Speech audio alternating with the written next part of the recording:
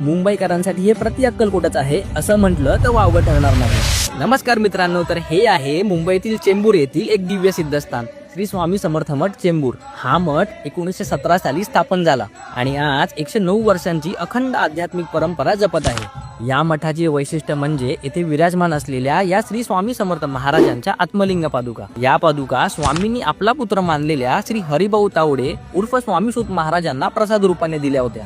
स्वतः श्री स्वामी महाराज म्हणत, या आत्मलिंगात माझ्या आत्म्याचा निवास आहे।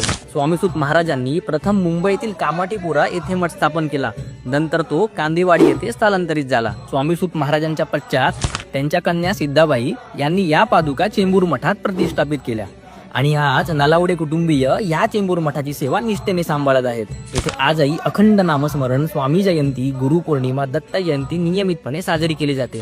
म्हणूनच स्वामींच्या आत्मलिंग पादुका या चेंबूर मठात असल्याने